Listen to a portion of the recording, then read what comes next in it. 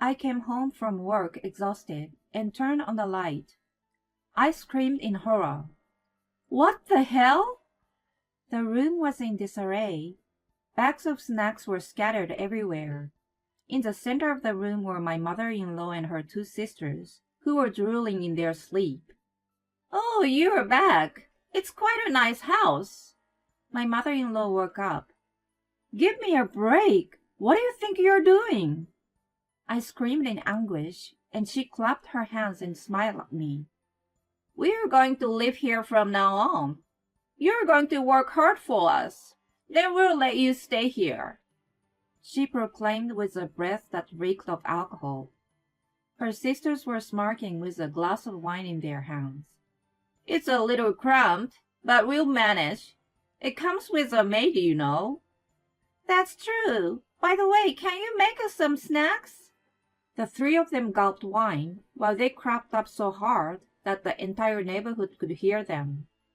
I was absolutely stunned when I heard a nonchalant voice coming from the front. Suppressing my anger, I walked toward the door. My husband, who also reeked of alcohol, was taking off his jacket. He had told me he was going to a company function, but it made me angrier in the crazy situation. Honey, your mom is making a terrible joke that she and her sisters are going to live here. Do something. Oh yeah, I think I got a text about that from her. She said they were having a party tonight. Are they still drinking? I was taken aback by his indifferent attitude. Are you serious? What are we going to do about their living expenses and stuff? She said she would pay us rent. You just need to put in a little more effort on housework. Anyway, I'm a little hungry. So can you make me something quickly? He walked into the bedroom to change. I went back to the living room and saw the three of them once again sprawled out on the floor. They had such a dumb sleeping faces. I saw a wine bottle lying on the floor. I couldn't contain my anger and picked it up. I met my husband Peter through work. At the time, I was working in the sales for a food company. He was one of my clients, and we often saw each other. Since we both liked to drink, we hit it off right away. The year after we met, we started going out.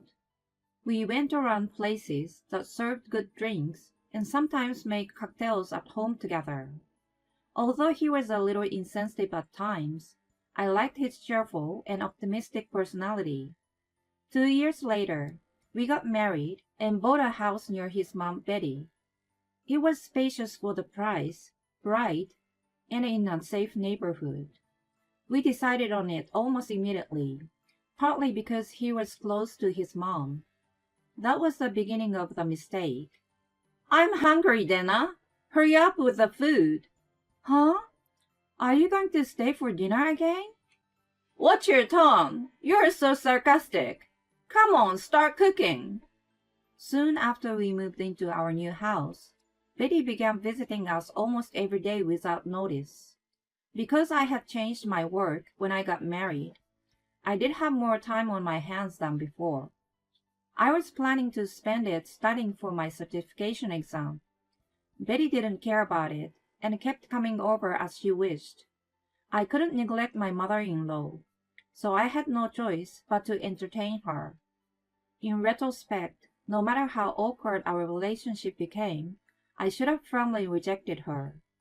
Eventually, her sisters Diane and Anita started coming along with her. Oh no, we're out of snacks. You need to stock more. I will open the new tea box. The sisters were both divorced. If they behaved like that all the time, no wonder their husbands ran away. No matter how disagreeable they were still close relatives of Peter. I sucked it up and continued being treated as a maid for his sake. When the stress was getting to the point where I couldn't even manage my daily life, the three sisters went away on a short trip. I thought it was now or never and talked to Peter about them, but he didn't take me seriously at all. My dad just passed away, so she's lonely. Don't be so uptight. But our expenses are going up. If we keep going like this, we'll have to cut into our savings. You're not good at managing it then. I've gotten a raise and have been putting in more money. His raise was less than 100. I was too exhausted to argue with him. 3 years had passed. I wondered how long I had to live in hell. I had no idea that I still hadn't seen the core of it. One day, my personal belongings began to disappear. I noticed some accessories, cosmetics, and other small things were missing. I knew that only Betty and her sisters would do such a thing, and started using a lockable drawer. I kept track of everything I didn't want to be taken. Oh my God! Why is the lock broken? The things I put inside were gone too. It was absolutely unacceptable behavior, and I questioned them. Of course, all 3 of them pretended to know nothing about it. Oh no, it must be a thief. That's scary. I knew it was dangerous to leave the house empty. Why don't we come over more often, Betty? Indeed. They spoke among themselves while watching TV and devouring snacks. The snacks and drinks spread out on the table were all prepared by me. I bit my lip and clenched my trembling fist in frustration. One day, when I came home from work, I could hear them laughing so loud, even from the street. I walked into the house, suddenly feeling fatigue in my neck and shoulders. There were boxes piled high in the hallway. What the hell? I walked toward the voices suspiciously and was met with an unbelievable sight. More boxes were placed throughout the living room. Looking inside one of them, they appeared to belong to the 3 sisters. They were drinking wine in the middle of the mess. Noticing my presence, Betty spoke to me in a good mood. We decided to live here. You're going to work hard for us. Then we'll let you stay in this house. She declared the unthinkable with a breath that reeked of alcohol. Diane and Anita were smarting with wine glasses in their hands. It's a little cramped, but we'll manage. It comes with a maid, you know. Can you make us some snacks? They laughed so loudly that the neighbors might have complained, and then they gulped the wine. I was absolutely stunned when I heard a nonchalant voice coming from the front door. Suppressing my anger, I walked toward it. Peter, who also reeked of alcohol, was taking off his jacket. He had told me he was going to a company function, but it made me angrier in the crazy situation. Honey, your mom is making a terrible joke that she and her sisters are going to live here. Do something! Oh yeah, I think I got a text about that from her. She said they were having a party tonight. Are they still drinking? I was taken aback by his indifferent attitude. Are you serious? What are we going to do about their living expenses and stuff? She said she would pay us rent.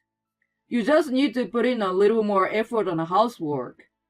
Anyway, I'm a little hungry, so can you make me something quickly? He walked into the bedroom to change. I went back to the living room in despair and saw the 3 of them once again sprawled out on the floor. As I looked at their dumb, sleeping faces, I felt my blood boiling up. To hell with them. I scurried to call my lawyer friend. I had been talking to her about my situation for a while, so she agreed to come and meet me right away. I left the house with a folder of documents that I had hidden in a secret place. My friend was to meet me at the diner near my house. I ordered pasta and ate it with a feeling of rage. When I finished eating, I received a text from someone. I decided to ask her to come over to my house. Soon after, my friend arrived, and we headed to my house together. When we arrived, Peter and the 3 sisters were all huddled in the middle of the living room for some reason. I asked my friend to wait at the door. I looked down at Peter and the others. You hit Peter, didn't you? What are you talking about? Don't play dumb. This is a proof. Betty helped Peter to get up. His nostrils were stuffed with tissues, and he had a bump on his forehead. He glared at me with a look of sheer pain on his face. Betty pointed a finger at me and shouted, "You did this to him! You better pay him compensation!" Damn right! I'm against violence. I sighed and slammed the divorce papers from the folder. Then I opened the cupboard and took out the surveillance camera I had hidden. They all looked at me with puzzled expressions. The truth is on here, so let's all take a look. Since the camera was linked to my phone, I showed it to everyone. I pressed the play button, and the room appeared as it did sometime earlier.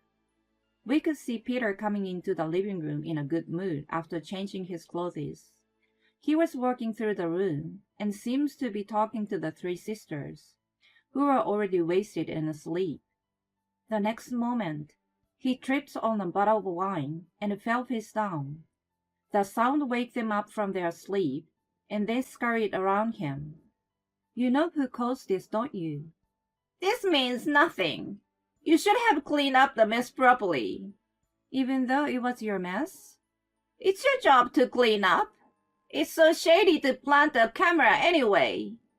She was adamant to make it my fault in any way. I didn't expect logic from her, but I also didn't think she was so obstinate. I tapped the video I had taken a few days earlier and held it up in front of them again. It was footage of the time my lock was broken. There I found the sisters breaking it and stealing my things. They seemed to realize that it was indeed a serious matter, and their faces began to turn pale. The reason I set it up was that I wanted to know who was stealing my things. I guess thieves exist closer than you think, right, Betty? Well, that's... Wait a minute. Stealing is indeed a terrible thing to do, but you must have known from the recording that I was injured. You are also a perpetrator for ignoring it. His absurd argument made me laugh. How did I end up marrying such a man? I would have loved to go back in time and ask myself. I led my friend into the room and presented the divorce papers in front of his face. I was worried when I saw it, so I came home in a hurry. Even though we are getting a divorce, I wouldn't wish you any harm. Unlike your family, I'm not morally corrupt. I then told them that the house was in my name, that my parents had purchased it, and that I had the documents to prove it. I also told them to pay for cleaning the house and the stolen items. Diane and Anita raised their eyebrows and started yelling at Betty. This is not what you promised us. That's right. You said I would have an easier life here, so I already moved out of my apartment. Are you guys saying it's my fault? It was Diane who brought the wine in the first place. As the three of them argued, Peter came to me begging. He apologized to me with tears streaming down his face. Just as I was about to say it was too late, the doorbell rang. I shouted toward the door to come in, and the woman appeared. Aunt Angela! Hi, Peter. You've been gained so much weight. And why are you looking so pitiful? She took off her sunglasses and flashed her beautiful smile. I felt the mood in the room changed completely. Betty and her sisters uncomfortably huddled around each other. Aunt Angela was my late father-in-law's older sister. She ran a successful business and was quite well off. When my father-in-law's company went bankrupt, not only did she help him pay off his debts, she helped him until his new company took off. Betty was completely indebted to her for that reason. Diane and Anita went to the same high school as her and were intimidated by her. She kept herself away from family gatherings, which made everyone fear and respect her at the same time whenever she made a rare appearance. Peter had also been afraid of her ever since he was spanked when he was a child. Of course, the spanking wasn't for nothing, but for being mischievous. As for me, I met her through work first. She was a tough businesswoman, but she was also very caring and practical, which I respected. How can you treat a kind and competent girl in this way? You people should be ashamed of yourselves. Well, No excuses. Everybody sit down right there. Angela began to lecture the four of them. They were complaining to me before she showed up, but they became quiet and obedient. Her lecture went on for about an hour. By the time it was over, Peter couldn't say anything. I then had him sign the divorce papers in front of everyone. He also wrote and signed a letter of promise that he would pay me alimony and the savings he and his family spent. The years of hell finally came to an end. Cheers! I gulped down the icy cold beer. It's the taste of victory. It tastes 100 times better than the beer I usually drink. I'm having a party with some girlfriends in a crowded bar. I can't believe Peter is your ex-husband. I was dumbfounded when you told me. Yeah, well, by the way, thank you for your help. Don't mention it. Just tell me everything. After I filed for divorce, I immediately sold the house. When Betty and her sisters lost a place to live, they went to work for Angela in the warehouse. They are assigned to a particularly tough section and are struggling every day. Angela advanced the payment for the cleaning and the stolen items for them. They are forced to work hard until they pay her back. Peter's performance at work dropped dramatically and was demoted. One of my friends I'm having a drink with tonight is his colleague. She's also my classmate from high school. We bumped into each other at the station and talked for the first time in a while. When I told her about the divorce, she spread a rumor about him in the office. As a result, his credibility flew out the window. Even though the work environment was unpleasant for him, he thinks it's still better than working for Angela. He still goes to work every day. Angela has assured me that if he falls behind on the alimony payment, he would be forced to work for her immediately. Seriously, why did I marry that guy? I know. Well, it's a party for broken hearts today. Let's all have a good laugh together. I'm in. Our laughter is mixed into the hustle and bustle of the bar and disappeared into the night.